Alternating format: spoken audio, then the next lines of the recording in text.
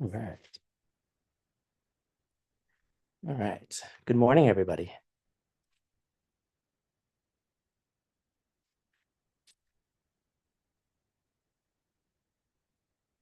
All right. Let me just get a few things up here.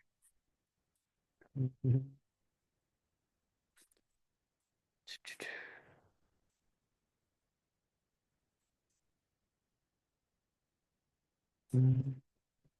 All right. So this, as many of you know,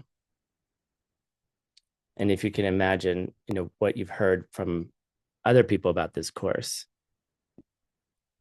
is it gets very deep very fast. And we're going to be diving in. So today on a topic that you have to put your thinking caps on, as that we say in English. And one of the best ways to put your thinking cap on is to turn on your camera so I can see your face and I can see your head, where your head is going to explode over the next couple classes. All right. So there we go. Okay. So really, I was going to make a proposal to everybody, but it seems like we lost about half of the people after the first class. So we're down from 130 to 67 people. So, dang, I was going to make a proposal. Maybe they're still waking up. Maybe they're really tired. You know, there's there's only one other time zone, well, two other time zones that are earlier than this one, and that's Hawaii. And I don't know if we have any students in Hawaii and California. So y'all should be awake. But I was going to make a proposal that we try to, if somehow we could keep us above 100 people per class, and that means helping each other. And I'm not saying this as like, oh, I'm going to be proud that I had 100 people come to class. That's not what it's about. Because if you can make it through this, right? If you can make it through and just enjoy it, even if you don't understand anything, I'm sure there's one thing you'll understand in class. And if that one thing you understand is, oh, Tim asked me to turn on the camera and I did it, then celebrate. All right. Hi, Z. It's good to see you. Didn't see you last week. Anyway, so just relax. I thought I had prepared the class last night, and I did prepare the class. And then I went through more things, and I was like, oh gosh, I have another 2 hours to prepare.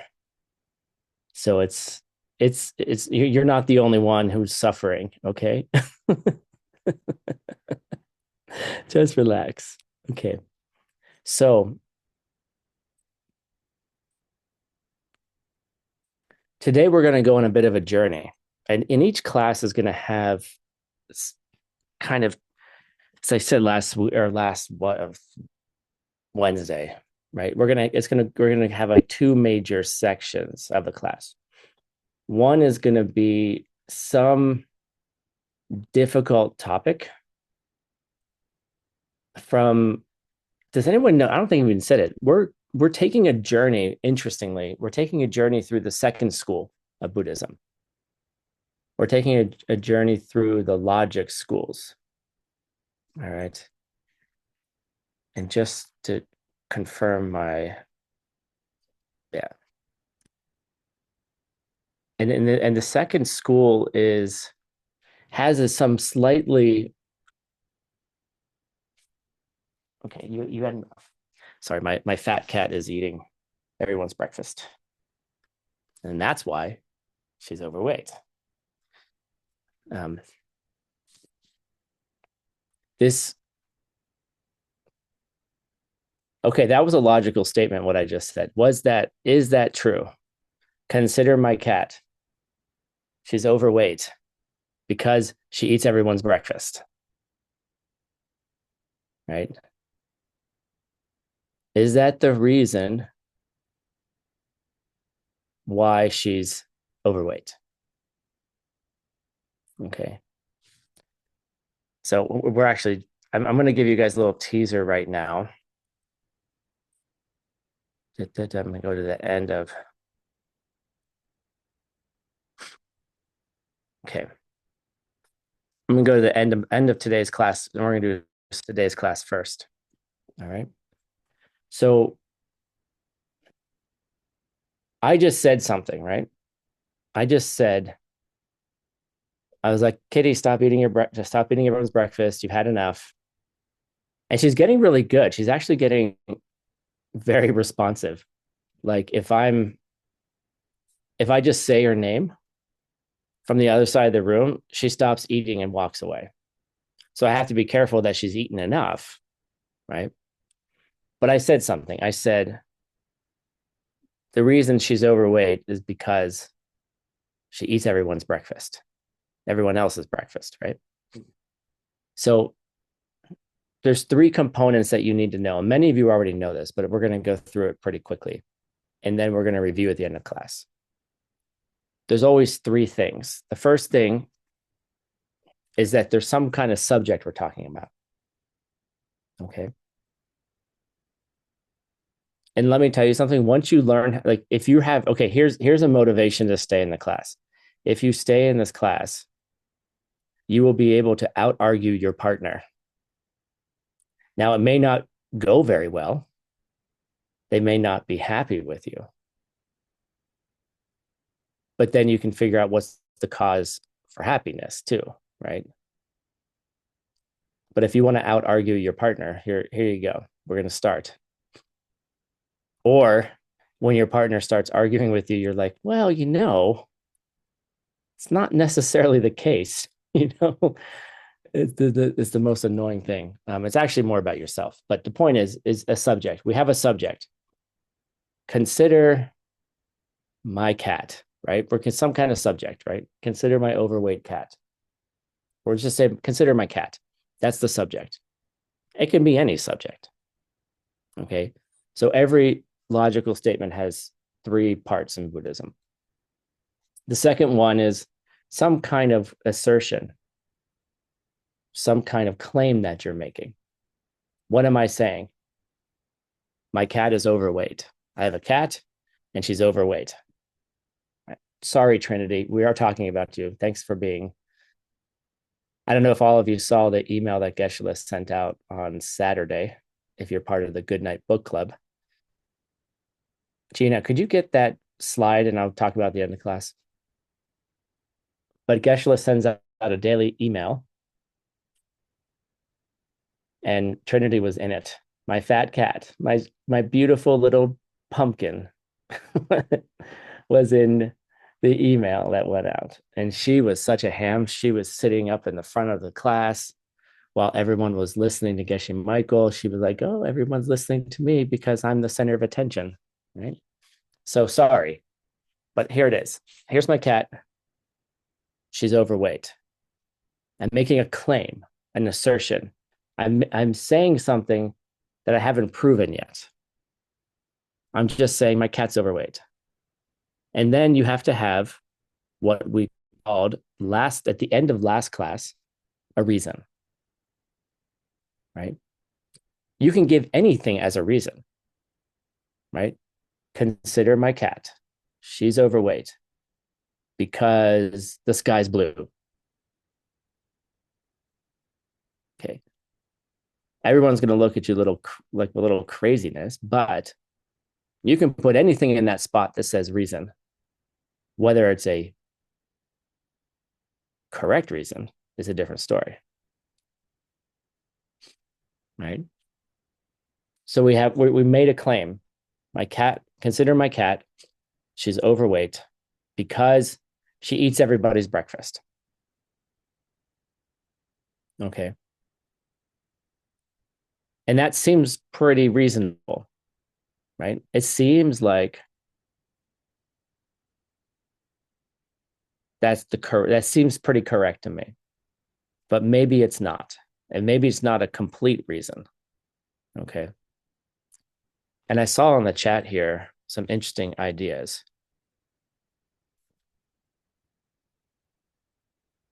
What did I see here? Heidi said she made others get fat. That's interesting.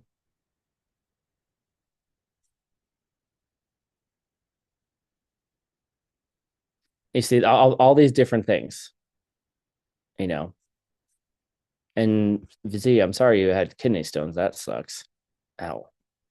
Um, but this is what this is going to teach you. It's going to teach us how do people give reasons which are valid, right?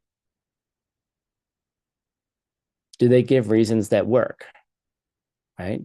Or do people give reasons, or let's be better, let's be a little bit more accurate about it. Do you give reasons, right? Do you give reasons to yourself that are correct, right? And so Trinity has started us off on this journey by suspiciously eating everybody's breakfast. And we're wondering, is Trinity overweight because she eats everyone else's breakfast, including her own, right? We'll talk a little bit more about that. So just write these three things down. You should burn these three things in your mind. All right. I'm going to send you all a picture of Trinity. All right.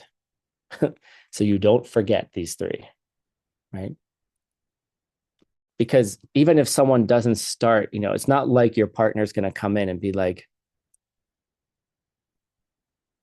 consider dinner. We should go to the Japanese restaurant because it's good. That's not what your partner says. I don't walk in the room and be like, hey, Tim, consider dinner. Right? Right? We should go to the Japanese restaurant because I'm hungry. Like, that's not what they're going to say. Right?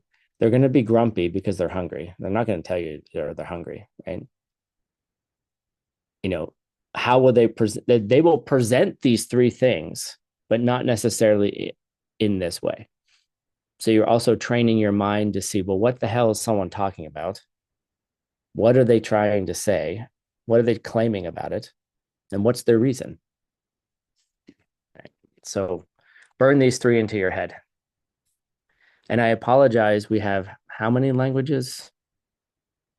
DTD. Well, I can't see the languages right now.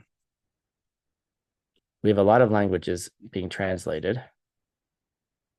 One, two, three, four, five. So we have 6 languages plus English. So I do apologize that the slides are not always going to be in your language. I try not to put words on slides. I hate putting words on slides, primarily because everyone reads the words and they stop listening. But additionally,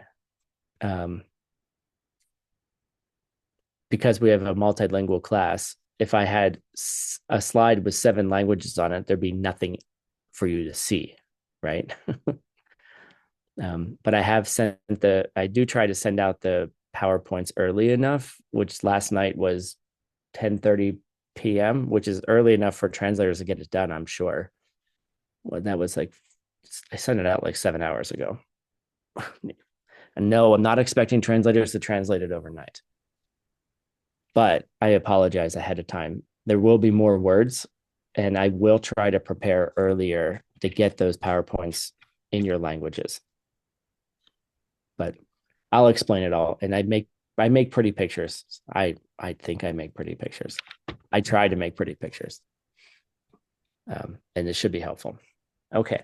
So today we'll come back to that at the end. Okay. Today we're going to go on a journey to talk about, I don't know, all existing things. Okay. We're going to talk about today everything in the universe. That's fun. How many classes start with that? We're going to talk about everything. All right. And we're going to talk about how everything relates to each other. Okay. So, what does this mean? We're going to talk about everything. We're going to talk about existing things. We're going to talk about all existing things. How many existing things are there in the universe? If you can answer this question correctly, I will give you $100. How many existing things are there in the universe? You have to answer it the way I want you to answer it. So, Brigitte, you're correct. It is endless. All right, Sandra, you're starting. You got $75.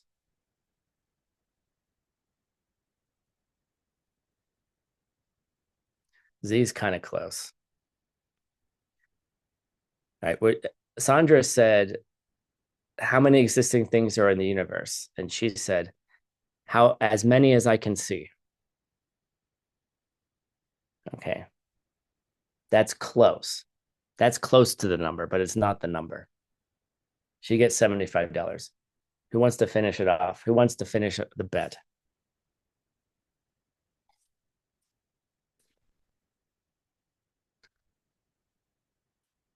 She said as many things as she can see.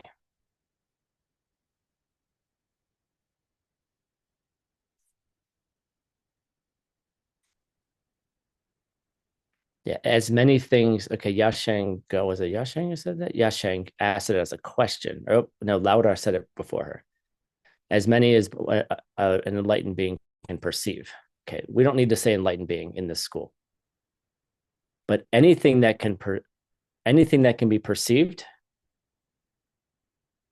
is an existing thing.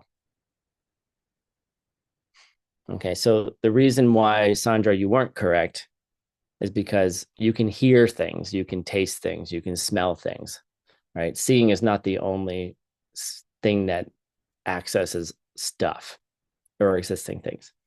So Laura, you get $25. Sandra, you get 75. Send me your PayPals. Okay. But we typically use the word to see, right? To mean perceive, but we need to be very careful. Another thing you're going to have to start doing is being very careful about what words mean and what they don't mean. And there's something really key about that line, which happens to be homework question 1, which I never tell you what homework question it is when I'm having class. And I'm going to be kinder in this one because everything else is so difficult. I'm not going to make you figure out what question it is because I'm such a nice guy. But it's question number 1. I think something is existing if it can be perceived. All right. And we're going to talk about it. I'm going to take what Christian said and I'm going to hold Christian's what he said in the chat. We have to be even careful about it because I did say it, but it's not exactly what I meant. So you have to, what did the Buddha really mean, right? That's course 15, right? You have to interpret things sometimes. You have to figure out what school we're in. I wouldn't say all of our senses, possibly senses, but I would just say anything that can be perceived is something that's existing. Okay. Leaving the possibility that you can perceive things without your senses. All right.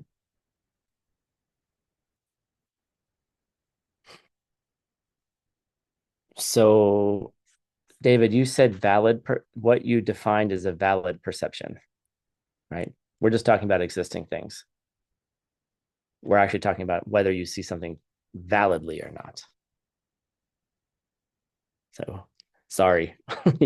But yes, that's a valid perception. An existing thing is anything that can be perceived. Now, does it have to be perceived by a valid perception? Yes, correct. So we added the second part of the definition. All right. You have to be having some kind of valid perception to perceive an existing thing. You know, and what it means is if you're not stuck on some kind of, if you're not, you're not afflicted in a very deep way, or you're not on drugs or something, like taking hallucinogens and seeing things that aren't there. Now,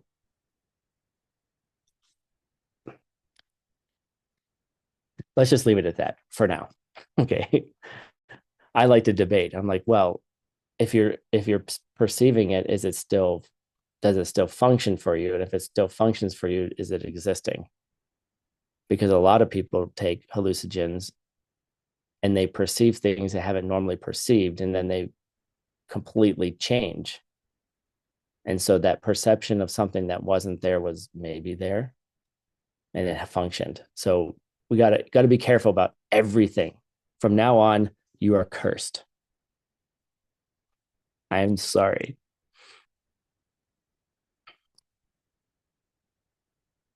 But again, it actually, to study this and to really, how do I say this?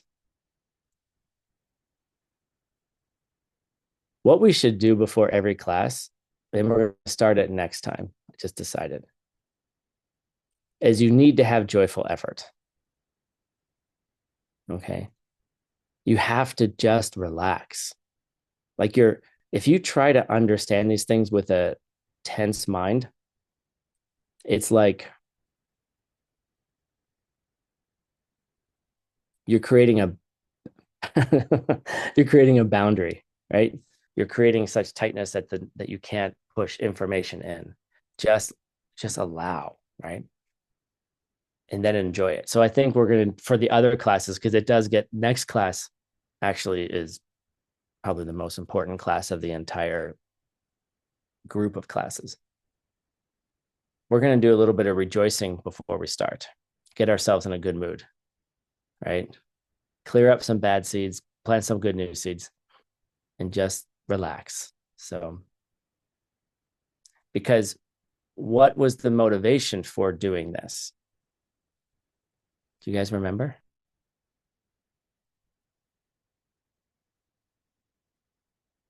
Yeah, what's the motivation to do all this? Why are we even here? Thank God we're almost at 100 people. Thank God.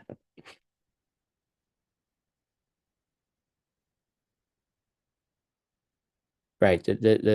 The motivation of understanding logic really is about uncovering the truth,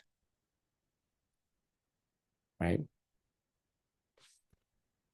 It's uncovering where are you not being, where are you, how do I say this?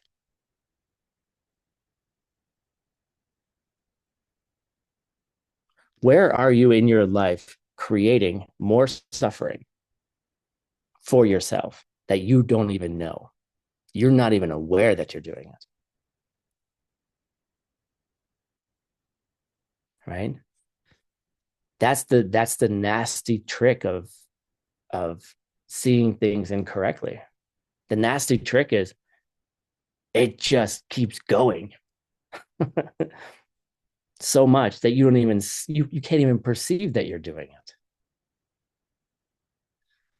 So to be able to perceive something that would help you understand completely where things are coming from, you have to perceive, and you have to perceive something that you can't perceive with your direct senses. By the way, translators, if I go too fast, just put up, I don't know, shake your hands, or, because I will unfortunately go fast sometimes, possibly on purpose, but just raise your hand or yell at me, or You're doing a great job. What a great karma it is to translate this class for so many people. But in order to perceive emptiness directly, we have to establish that things have emptiness. And how do you see something that you can't see? That's the point. How can you see something that you can't see directly with your senses? Okay. So that's why we're doing this. This is why we struggle. This is why we struggle, right? And that's why we put ourselves, you're ready. This is course 13. Yes, we're 101 people. Yay. For all of you that joined late, we have a goal. All right. And everyone's agreed to it. So those of you that were late didn't get to vote. And so we agreed that we're all so committed to seeing the thing that we can't see directly with our senses called emptiness. We're all so committed to try to understand what's truly behind everything that we want to celebrate, by having at least 100 people in class every day. All right. Struggle. It will become a struggle, right? Your mind will say, no, I don't need to go to class. I'm going to walk the dog, or your kid will get sick, or something will come to your mind that says, nah, I'll just watch that on video. Guess who's talking? It's the devil in your own mind that doesn't want you to actually see what's going on. Because if you actually saw what was going on, you would probably have to change how you are. And changing is not easy, right? Because at the end of the day, you could blame everybody for your problems. And I know people that do. Or you can say, please, you take care of that. I can't do that. I'm powerless. I'm a victim. But at the end of the day, the only person that can do anything for you is yourself, really. Ultimately speaking, right? Hopefully you have the karma that people will help you, and they will. But you have to understand why they will help you. And if people aren't helping you, if you're grumpy all the time, or you're upset and things aren't going your way, that's why you need to come to this class. So we're going through all existing things for those of you that joined late. We're going to talk today about all things in the universe. And we defined all things in the universe. How can we know how do I say this? What are all things in the universe? What is the number, right? The number is all things that can be perceived by a valid perception. Anything that can be perceived by a valid perception exists. All right. How many things are those? A lot. All right. But what we're going to be doing today is we're going to be dividing all existing things into certain categories.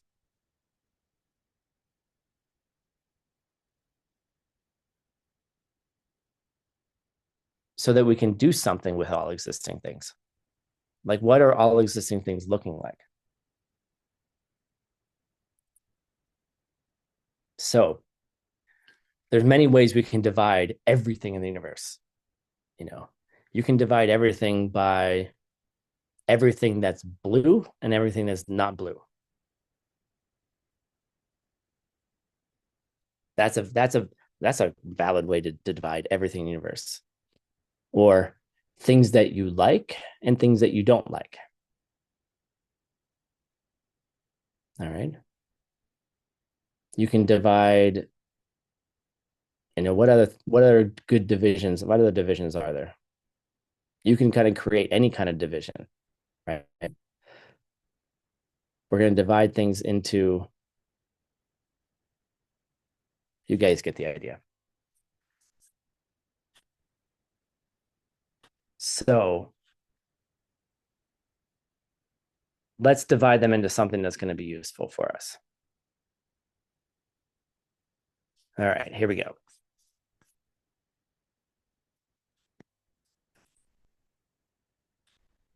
All existing things. Okay. We're not going to divide them into things that are blue and not blue. All right, that's useless. Right? We're not going to divide things into things I like and things I don't like.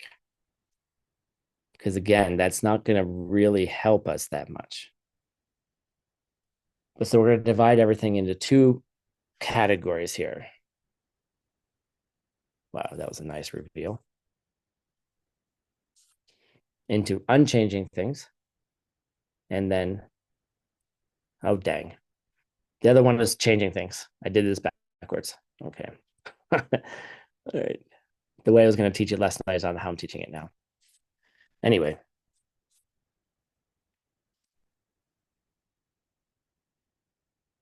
So this division I propose is a division that's going to help us understand how we could see emptiness directly. Okay.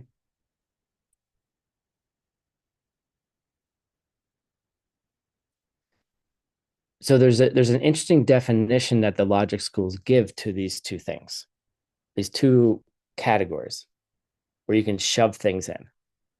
Okay.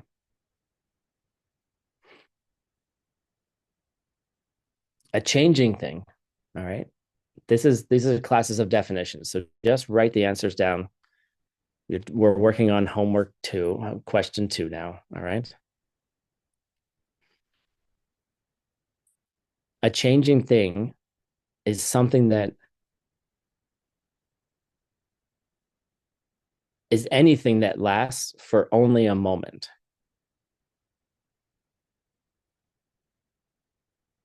K-chick. Something that only lasts for a moment. K-chick. One single moment over but it seems like it can go over and over again, right? Like when you're looking at my mug. Okay. Here's my mug, right? It looks like this mug is just hanging out here, right? But it's a thing that's changing from moment to moment. All right. Eventually, this mug will, all the little stickers on it, the edges will start to crack. Does anyone have grandma's mugs? I have some mugs from my grandma's house, right? They're a little ratty, right? They're a little broken, or at least they're faded, right? They've been washed every day for like years and years and years, right? Something that lasts for only a moment is a changing thing. Now it gets really vague from there. No, K-chick is spelled differently. It's spelled S-K-A-D. All right. K-chick. So anything that lasts for only a moment, even if there are successive moments, right? They can have different moments, is a changing thing. You'll understand why in a bit. We're going to build the story. Don't worry if it doesn't make sense yet. So then what is a unchanged? Oops, that's not what you want to see. That's me reviewing homeworks. You want to see this. I mean, you can copy the homework if you want. An unchanging thing is something that is a thing, right? It's a thing, but its quality is that it doesn't have the quality of something that only lasts for a moment. Okay, so it's an opposite definition. Just hold on, we'll get there. A changing thing is something that it's an object, a thing that lasts only for a moment. An unchanging thing is something that is a thing, but it's not such that it only lasts a moment. We're going to dive into this very quickly. Right. So the next line here on this slide are examples. What are some examples of unchanging things? I don't know, emptiness, empty space. Like empty space is a good example because empty space doesn't, the example we use about empty space is it's something that it doesn't change. It's always empty space. Empty space is something that has the capacity to have something in it, something occupying it. Like this bowl, right? This bowl has some popcorn in it. But generally, like there's this empty space here, right? It has an up and a down, a left and a right, but it's empty space. Now you could put something in it, like my eye drops, right? Now my eye drops are in the space, but it's still empty space. It's occupied or not occupied. Is the space, does the empty space go away when I occupy the space? Does it somehow push it out? Like, you know, when you have water in a bathtub and then you occupy the bathtub, does the water move out of the way in the bathtub? Well, yes, because if you put too much water in and you get in the water and you put Trinity in the bathtub, it'll overflow. Sorry. Okay, because my cat's overweight. No, but seriously, like if you get into a bathtub and there's too much water, the water will overflow, right? The water displaces, right? It moves out of the way. Like you can play with it. Like little kids play with it all the time. They put the rubber ducky in the water and the water level goes up. I mean, that's what I used to do in the bathtub, right? You know, you just play with it and you put things in and then the water level goes up. You take things out, the water level goes down. But empty space doesn't function like that. It does, you don't push empty space out of the way when you're in it. The empty space is still there. It doesn't change. And we're going to talk about how is this useful? Just hold on. And then there's 3 types of changing things. All right.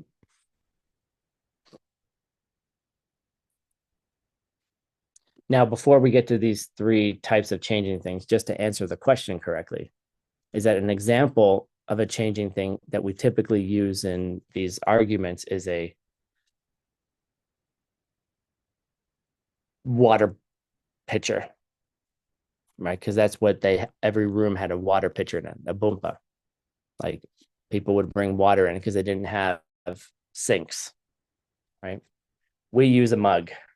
Like everybody has mugs, right? A bumpa, a mug, right?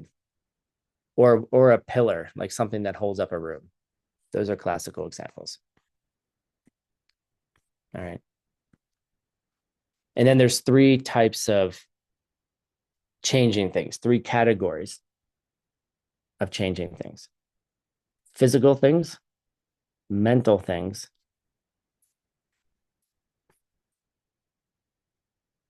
and things which are neither physical nor mental. All right. These are just definitions. We're going to go deeper into it. So just burn this picture into your mind. Use the colors, right? All existing things. We want to understand Why would we want to understand anything about all existing things? All things that are in the universe. Like, how does something become something? It's a pretty deep question, actually. Because if you can understand how something becomes something, then you can understand how to change it if it's a changing thing. But if you can understand what all existing things are and how those existing things become or are those things themselves, careful. Then all this motivation of bodhicitta and taking care of others and your problems and the things going on in your life and the things that you like and the things that you don't like, then you can do something about it. All right. So those existing things get divided into two things: changing things and unchanging things. All right. What are the categories of those things? First of all, changing things is something that lasts only for a moment. An unchanging thing is a thing which does not have the quality of lasting only a moment. And here are some examples. We're going to explore this now. And the whole point of exploring this will be to break apart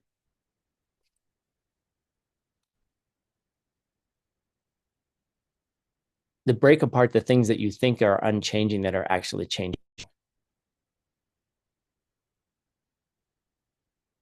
Because there's a part of you that thinks that you are who you are. There's a part of you that thinks this is how the world is. And then we can break it apart and be like, well, not exactly. And then you can do something with it.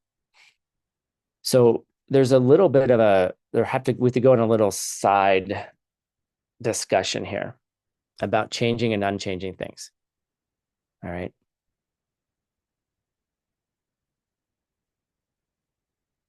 So if anyone cares, that's the Tibetan for an existing thing. Anything that can be seen with a valid perception.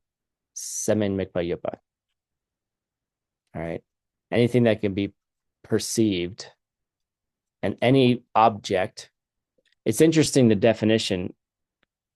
The word could be see, or it also can be, and also can mean object too. There's a play in here in the Tibetan. So anything that can be seen, anything that there is that exists via a valid perception. Okay. All right. That's all existing things. Okay. So first of all, I'm just going through the Tibetan for you guys, for you people who don't think that this is nerdy enough. Okay. Unchanging things are takpas.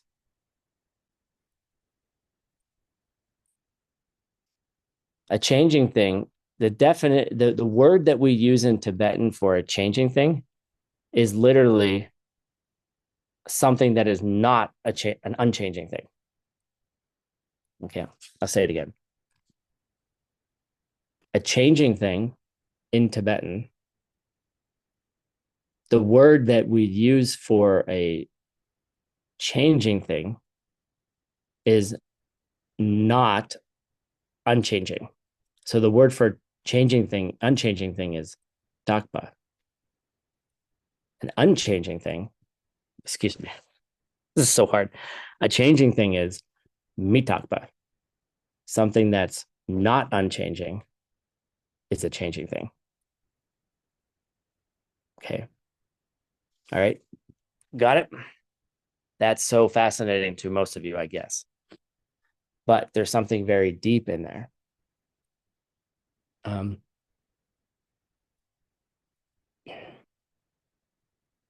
And so one of the pet peeves, one of the things that we get irritated about in ACI, which we're not supposed to get irritated, and we're not supposed to judge others because you never know why people are doing what they're doing, is that one of the translations that people use for mitakpa, one of the translations people use for a changing thing, an unchanging thing, is permanent and impermanent. Okay. Because it sounds like that's a impermanent sounds like a pretty good definition of a changing thing. It starts and stops, comes into existence, it goes out of existence. All right. It starts, it lives its life, and then it stops, it goes away. Right. So something that's impermanent feels like a good definition of a changing thing. So it's not bad. Okay.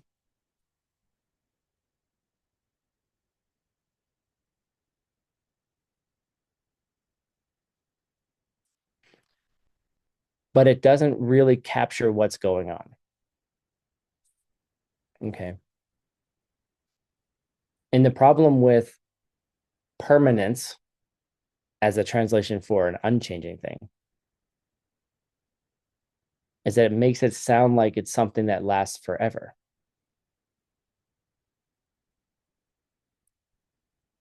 So for example, does emptiness last forever? Is emptiness permanent? Is the emptiness of this cup permanent? I don't know. Let's check it out. Oh, come on. My slides are not in the order that I want to teach this. There we go.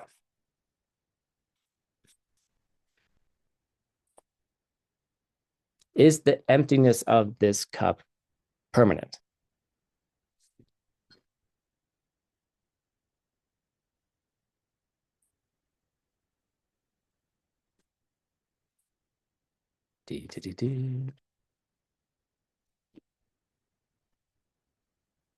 No, it's not permanent. Why? Right? Because when you smash it, the emptiness of the cup goes away. Right? That mug, when smashed, no longer has emptiness. The emptiness is gone.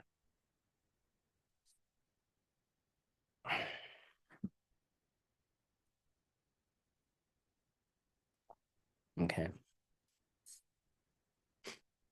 So emptiness is not something that is permanent in the sense that every object in the universe has emptiness, but the emptiness isn't something that lasts forever. How many emptinesses are there in the world?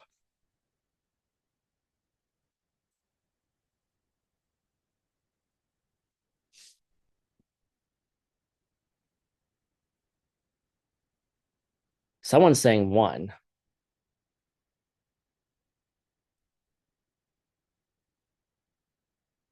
Emptiness is the same, but every object has its own emptiness.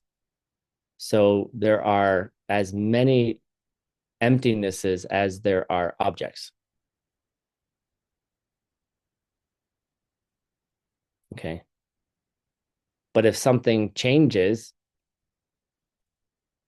like you drop the cup on the floor, then the emptiness of that cup goes away. Kathy asks a good question. Do those pieces have emptiness? Do the pieces of the broken cup on the floor have emptiness? Yes, they do. But the emptiness of the mug is not there anymore. You got to think about it. Right? Now you have 50 emptinesses on the floor of those parts. Okay. So the reason that we don't use the word impermanent and permanent for dakpa and mitakpa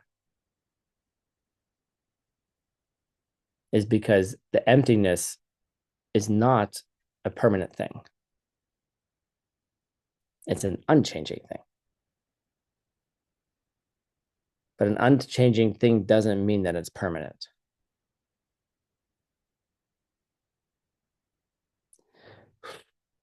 Okay, good. We haven't, the numbers keep going up. They're not running away. We're doing a good job, guys.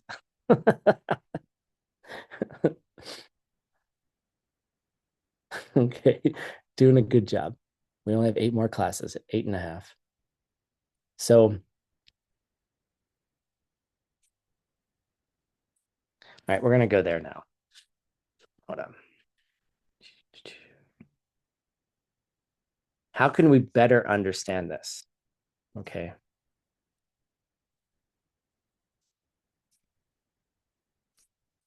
Nope, stop that. I'm really bad at this morning. All right.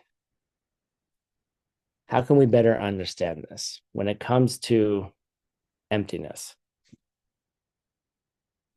Hold on. I made a mistake on this slide. Oops.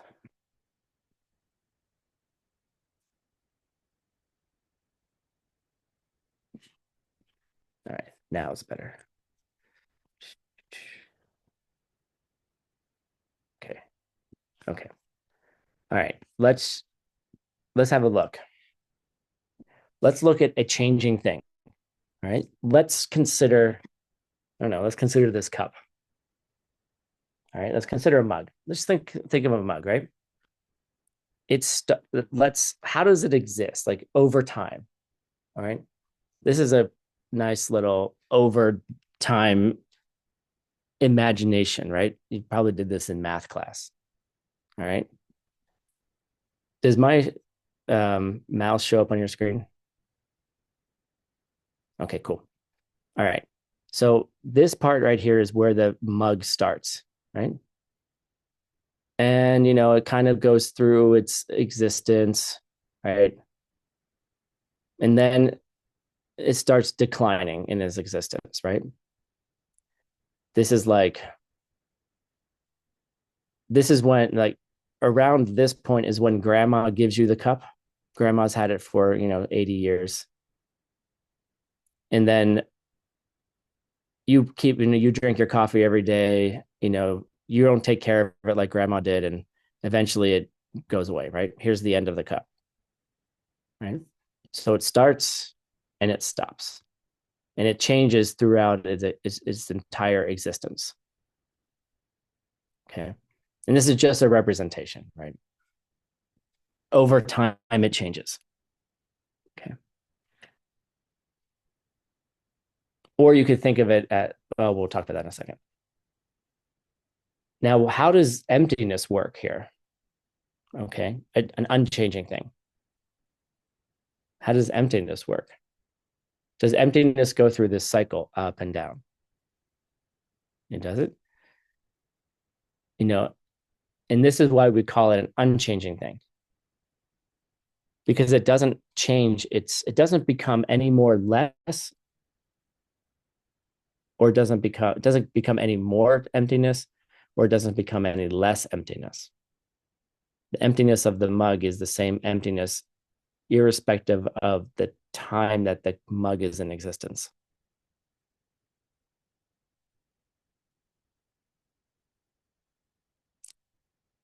So it's constant. There's a continuity here.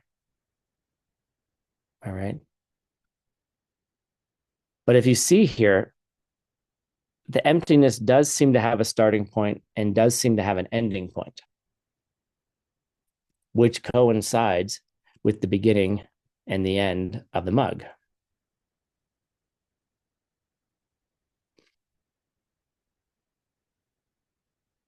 You could spend hours meditating on just this chart and the ideas in it. The emptiness seems like it starts here and it seems like it ends here. But we don't use that language for it. But it seems like the emptiness started and the emptiness ended. But starting and ending gives a feeling of change, right? So the words that we use to describe this is emptiness comes into existence and then it blinks out of existence or it goes out of existence or something like that. The moment you have a cup, you also have this emptiness. Once the cup breaks or the cup ends or something like that, then the emptiness is no longer there. It just poofs out of it, just stops. No, don't say that.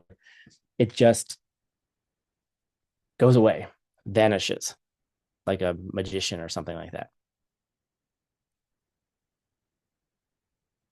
And if you can crack this code, that's why I put the key in the background.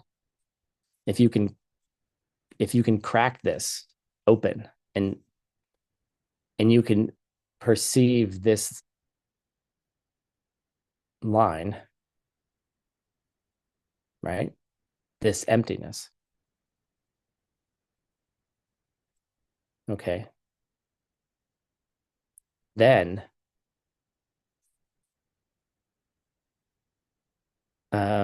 Marina, I think Louisa dropped off. I think her okay, you got it. Okay. If you can see this, then if you can perceive this emptiness, right? Then you can really, really start to change things. All right.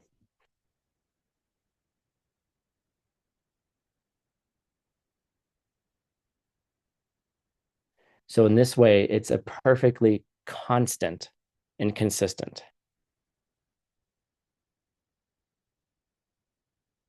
And we could also say that the mug is purely empty of any nature of its own.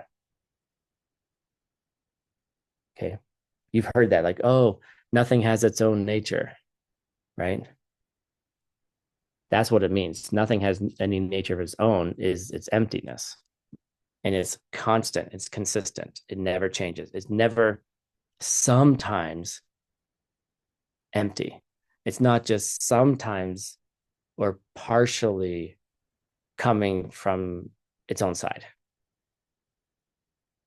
Get it? Like, it's not like there's a moment, and that's why this chart is really important to understand. It's not like that cup starts to grow and have emptiness gets more complete over time. That its emptiness is always its emptiness, meaning that it doesn't have any nature of its own. It's not coming from itself. It's no matter what time period you are in the life cycle of a mug, of the coffee cup, its emptiness is always purely the same thing. And that's why we don't use the word permanent. Because once that mug or coffee cup goes away, the emptiness of it goes away. Once the mug stops, the emptiness goes away. You see?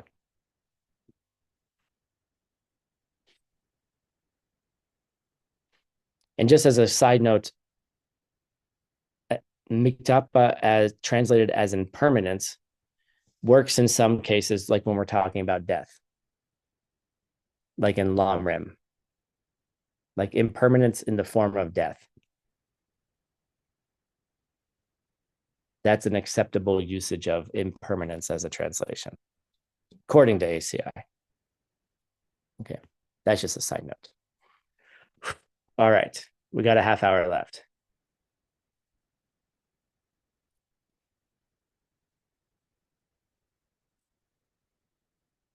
Let's see here. All right, what else do we need to define here? All of these things are helpful for us in the future. Let's see here.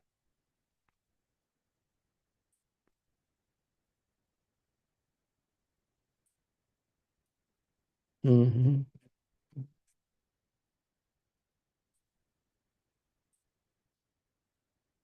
Okay, we're going to go there now.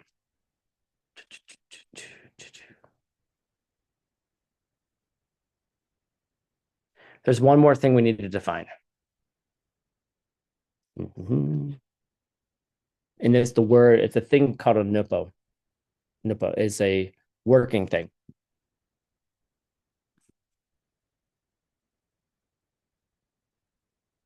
And this is a synonym. And there's a reason why we're doing this. This is another word for something that is changing. All right. And that it's so a working thing has a definition. And a working thing is anything which performs a function, anything that does something. Okay. We're going to put all of this together in the last 10 minutes of class. And it's going to have to do with emptiness. So just hold on.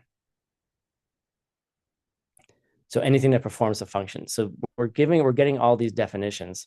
So we're going to be able to actually debate them at some point. A changing thing is also a working thing. And what is a working thing is anything that performs a function, anything that does something. Okay.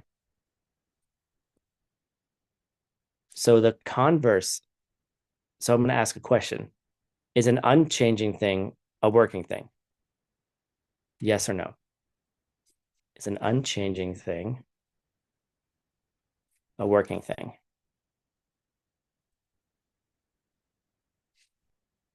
No. Okay. Right. An unchanging thing doesn't do something. It doesn't have a function.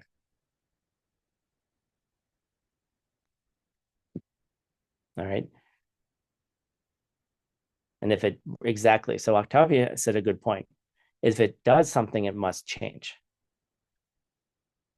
Right. Because if it does something, it has to change. It has to, there's an act of changing.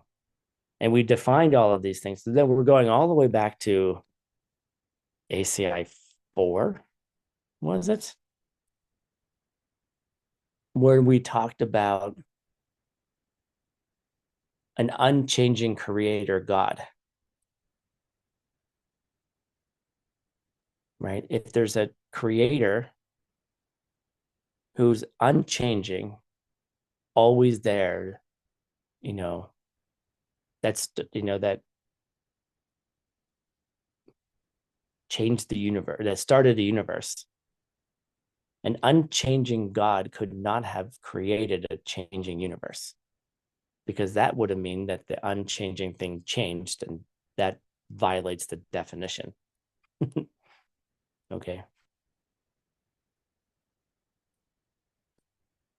But put all these ideas together. You have a changing thing, which is a synonym for a working thing, which is something that does something. It performs a function. Okay.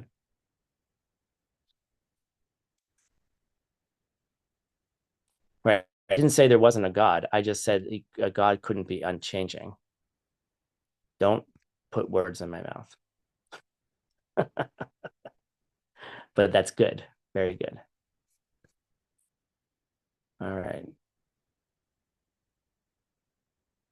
That's a good question, Sandra. Let's save that for the end of class. Sandra asked, well, so emptiness doesn't do anything? Okay, let's hold on. That's a good question. That's exactly where I'm going today. Good job. But hold on, we're not there yet. Okay, we're going to go back.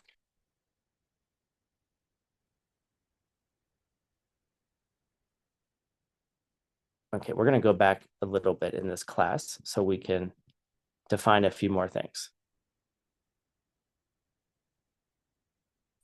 We're going to review. Here we go.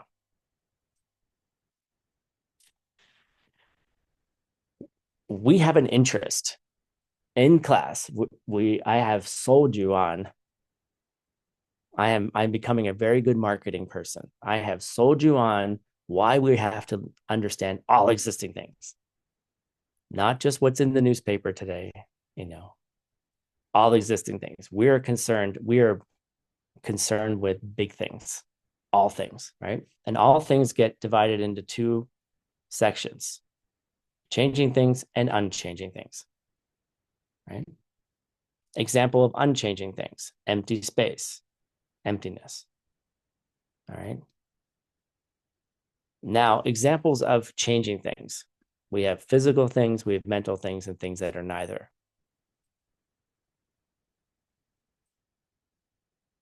So what does this mean? So first of all, what's a physical thing? I don't like this definition because I think it's cheating. Okay. But if the definition in the logic school of a physical thing is something that you can show as a physical thing.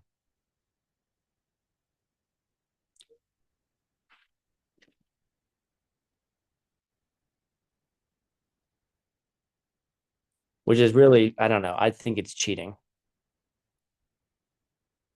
If you say, oh, who's Sandra? Oh, the person who shows up as Sandra is Sandra. That doesn't make any, like, that's not a definition. But anyway, you can debate that later. Anything that shows up as a physical thing, right? And the example they use is heat, is the classical example. And the reason they use these classical examples is because it's the ones that they debate, that they teach the kids, right? When they're teaching this, right? Let me go back to my notes here. Hold on.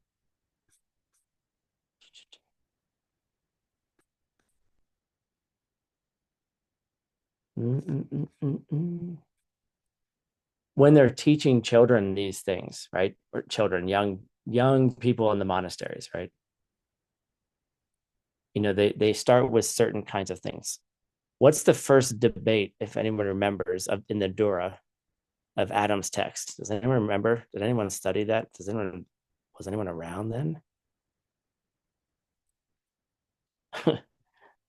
The first debate is actually, it's about a color. It's about the colors red and white. That's the first debate in the Dura, in the monastery textbooks. Like, what makes something red? What makes something white? Like, how do you define those colors? And then it gets deeper and deeper. All right. So the thing is here, so we divide things into physical things. All right. Anything that can be called a physical thing, maybe. I still think that's cheating, but we'll get there. Then the mental things, like we're making this definition because physical things are things that are physical. Great. Mental things helps us a little bit more. Like, a mental thing is something which is invisible and aware. Okay. Now that is something completely different. Something that's considered mental in your mind, I guess, is anything that's invisible. You can't see it. Like, you can't see thoughts. There's a debate on that one too. Can you see, how does an omniscient being see your thoughts if it's invisible? Okay, you can take that one to the debate ground too. But a mental thing also includes awareness. Like, your mind is both invisible and aware. All right. And that the examples they use are happiness and wisdom. And then there's this third category: things that are still changing, but they're neither physical nor they're mental.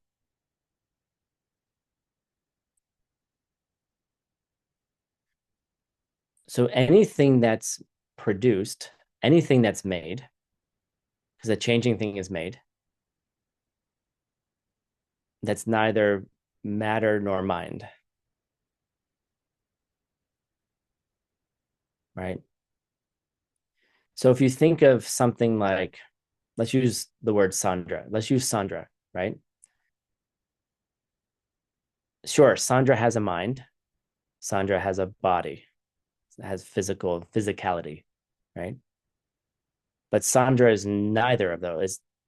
It's not those two things. All right.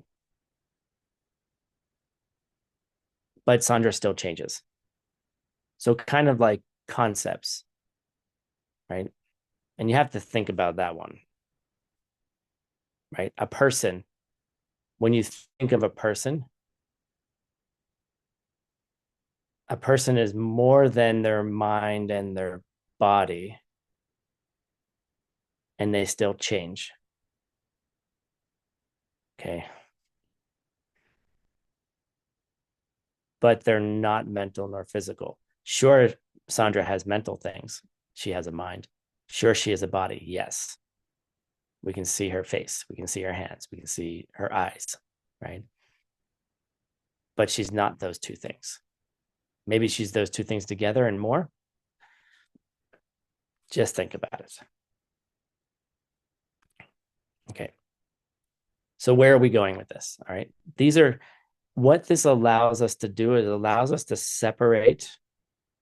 Like, okay, when you're having a problem, and this is what I do with a lot of my students, right? It's that people come with problems, and my friends do this with me too. You come with problems, and the problem becomes so big that you can't. It just becomes impossible to solve. But then your friends are like, well, let's break this down into its parts, right? Which part of it is your inner child that's upset because you didn't get what you needed when you were 4 years old, right? What part of it is you have someone who's yelling at you? What part of it is you haven't slept enough? What part of it is go have lunch, right? And so we start pulling apart what's going on, so then we can look at its individual parts, and then it makes it a problem that's not as difficult to solve.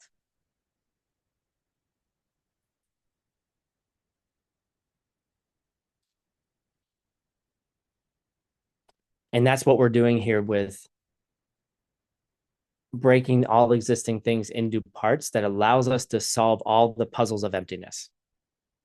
Because as I said last Thursday, Wednesday or Thursday, whatever it was, the goal of creating all of these divisions and doing this work is to be able to click into what emptiness is and what emptiness isn't. Right? We have to, if we do the work, the hard work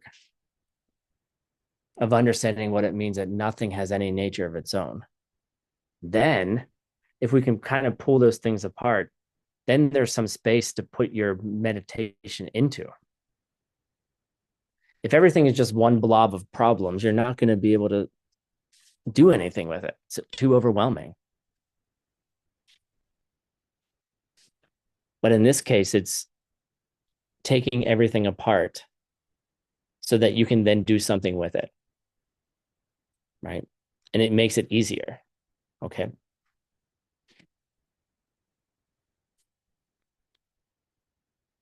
So let's dive in to some. A lot of these questions you have are good, but I'm not answering them on purpose because we'll get there.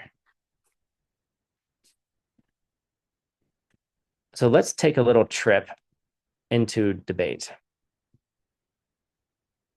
Now I'm skipping all my slides. There we go. All right, we showed this part in the beginning. All right. Now we're going to learn how to handle all of this. And we're going to learn something cool about emptiness right now. So I'm glad you stuck around to the end because this is something you can take into your meditations right now. So as we said, there's three components to a logical debate. First, we have the subject. What is it that we're talking about? The second thing is, what is the quality of that thing, what we're talking about it? What are we doing about it? And then thirdly, what is the reason that we're giving? Like we started in the beginning, consider my cat. Let's talk about my cat because I like to talk about my cats. She's a bit overweight. The vet told me she's a bit overweight. The vet told me she needs to lose a couple pounds. Why is she overweight? What am I trying to how am I going to prove to you that she's overweight? Because she eats everybody else's breakfast after she's done with hers. Right? She eats too much. Right? Those are the three components. So let's do more of a classical example. So consider sound. We're going to talk about sound, a sound that you can hear. All right. What are we going to, so first of all, we're going to talk about sound in general. Then what are we going to talk about after that? It's a changing thing. Okay. We're making an assertion. Let's talk about sound. It's a changing thing. Okay. Well, why is it a changing thing, Tim? Because it's made.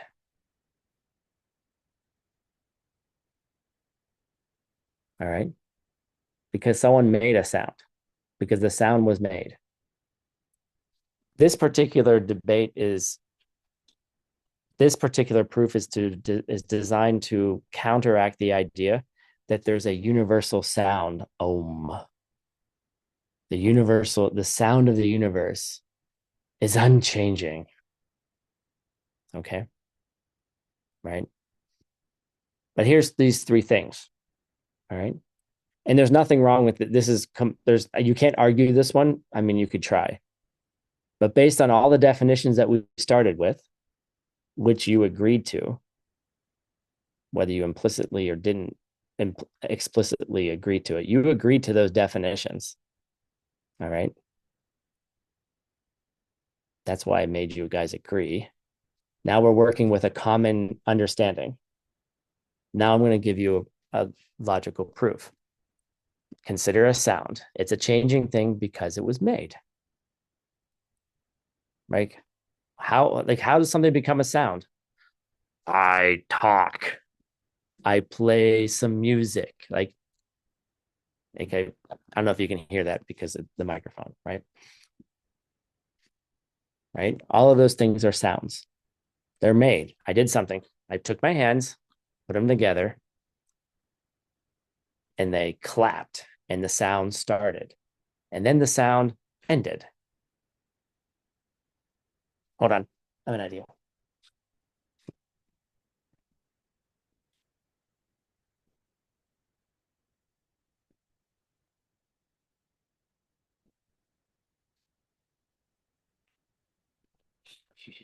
Okay. All right. We're going to play a little bit right now. Do I have time? No, I don't. But I don't care.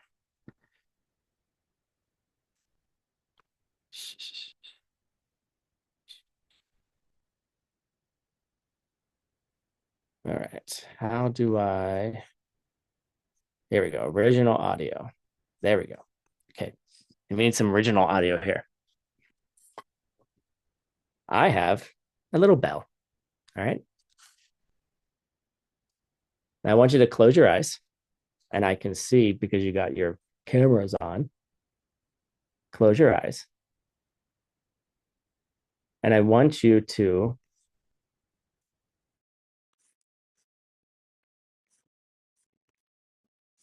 Hold on, I gotta make sure I have all the audio correct so you'll be able to hear this.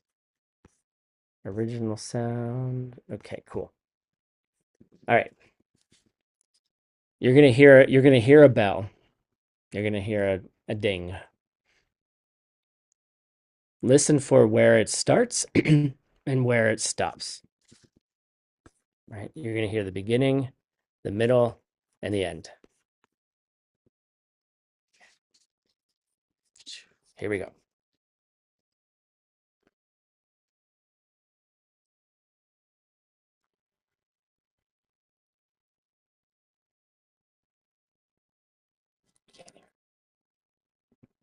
Oh, that's terrible. You can't hear it.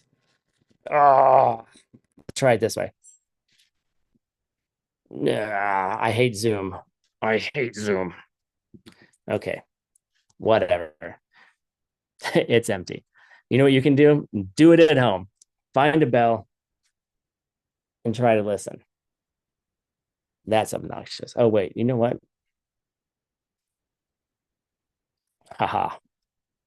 It's Tim's problem. Can you hear it now? Okay. There's like 5 layers here. Damn it. Let's try this again. Okay. Editors, you can edit that part of the class out. All right, here we go. Close your eyes, everyone. You're going to listen for the beginning, the middle, and the end.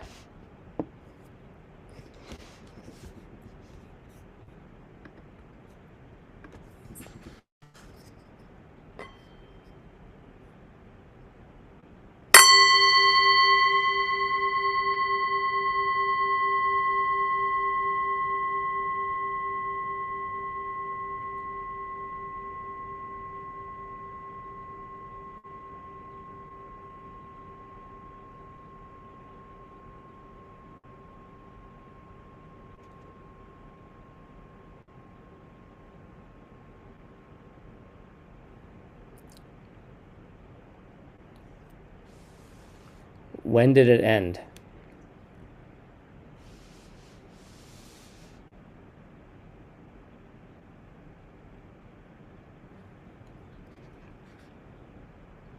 When you stop perceiving it, maybe. Okay. You can play with that. Like, when does a sound start and when does it not? When does it stop? Right?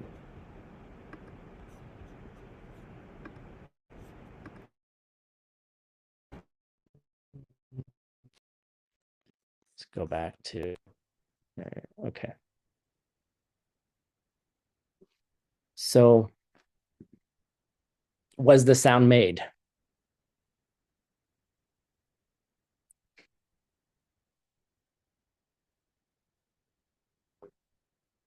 Right?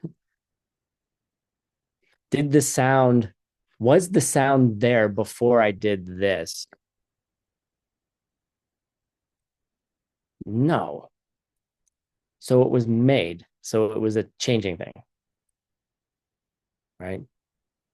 Now, if you suffer from tinnitus in your ears, right? It feels like it's a constant thing. That's a different story.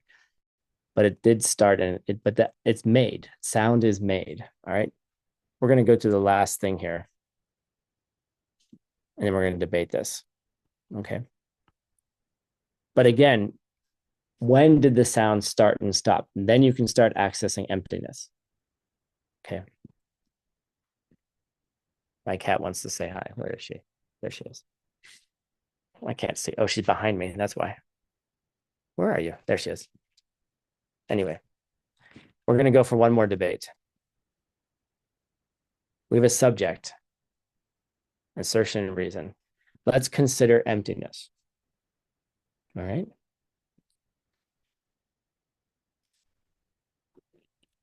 It is a working thing because it performs a function.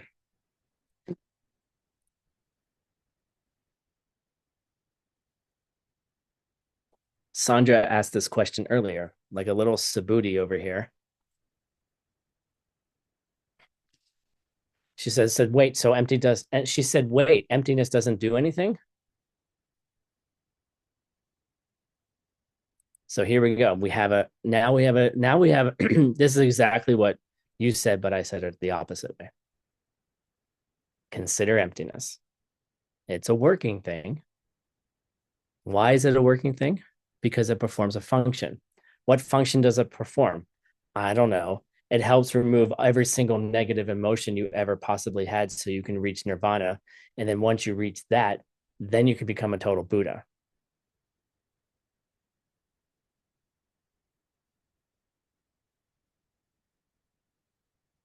I'll say it again. Consider emptiness. It's a working thing because it performs a function. Well, what function does it perform? I don't know. When you see emptiness directly, you remove three negative emotions, and then you eventually get to a point where you remove all negative emotions. And then eventually you become a total Buddha. But you can't do that unless you see emptiness directly. So therefore, it performs a function. Right, Sandra? That's Sandra's question. I'm not looking at the chat yet.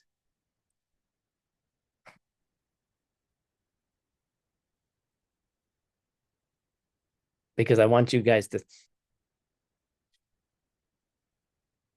think about it. Does emptiness do anything? If emptiness does something, it has to be a changing thing, right?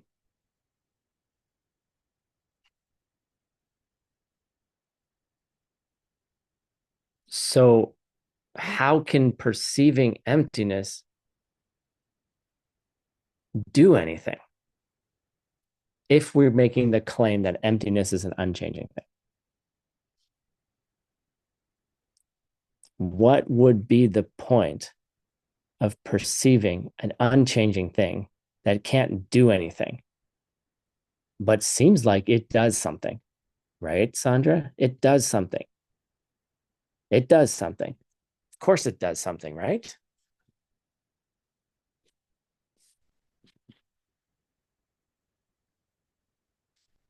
You change. You go from a Soso Kewo to an Arya, Bakpa. You become a realized being. And then you remove all your negative emotions, you become an arhat, and then you become enlightened. So don't tell me emptiness doesn't do something. That's the argument here.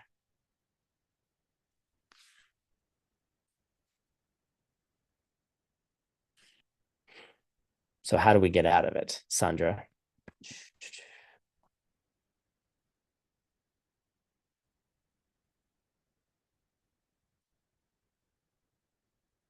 It's in the chat. Someone got it right.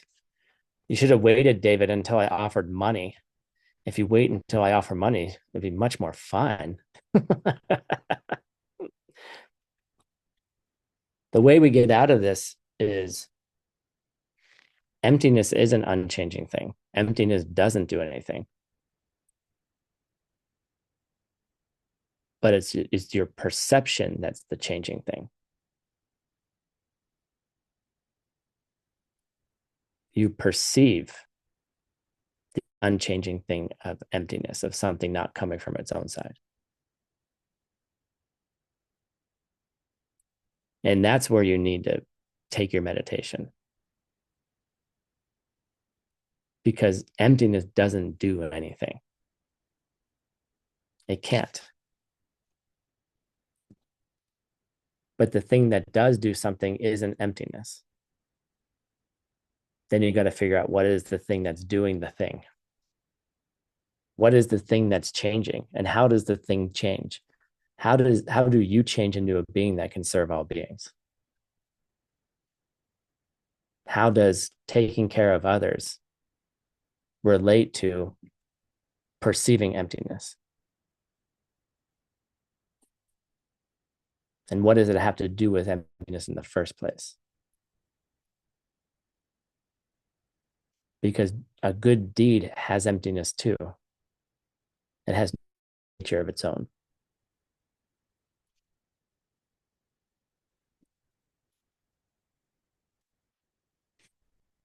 I'm going to stop there. We're just going to pause. We're going to put a pin in that one right there. Okay. Because I went from the logic schools to Madhyamika very quickly. But I wanted you to feel that a little bit. So think about that. That's what your homework is until Thursday. Right? Think about the difference between perceiving an unchanging object and the unchanging object or the unchanging thing. Emptiness can't do anything. It's unchanging, but the perception of something unchanging could do something. And what's the difference between perceiving an unchanging thing versus perceiving a changing thing? What's the difference between perceiving a mug versus perceiving emptiness? Stay tuned for our next class, because our next class, we're going to talk about that answer in Chichedrak.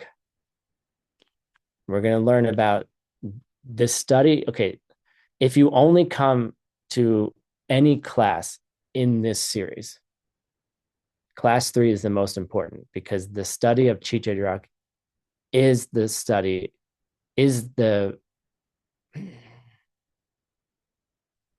I'm going to be careful to say this. The study of Chichedrak can push you towards the direct perception of emptiness. And the study of that has the power to do that. Okay. So you don't want to miss that. So that's on Thursday. Let's see if we can stay above 100 people for 3 classes. All right. Thank you all very much for joining. This actually happens to be one of my favorite topics. So, and I get to be a nerd as well. I don't usually not a nerd, but I get to do that. Cool. So take a half-hour break. We will be back at 28 minutes from now, 7 minutes from now to start. We're going to continue our translation of one of the greatest Lam Rims there is, Liberation Thrust in the Palm of Your Hand. We're starting the emptiness chapter today. Although we have still more things to go about meditation that start in the emptiness chapter, we're going into the emptiness chapter now. So it's going to be a lot of fun. And if you also want to go deeper, the mixed nuts today is at 4:00. I have my class today, so I got to prepare that after this class. And Gibson's class as well on the essence of eloquence, Changne, how to decide what the Buddha really meant. So that's this afternoon as well. So you can sit on Zoom all day long. How awesome is that? All right. Say goodbye to everyone else. Thank you for joining. Very much appreciate all of you. Thanks, translators. You're amazing. Rejoice in your seeds and say thank you to everyone. And we'll see you in 25 minutes. Thank you. Gracias, Maestro Tim. Gracias, Tim. Thank you. Saludos a todos. Thank you, Tim Saman. Thank you to everyone. Have a nice day. Благодарю за такой чудесный урок. 谢谢老师。 Gracias, maestro Tim. Por favor, quédate.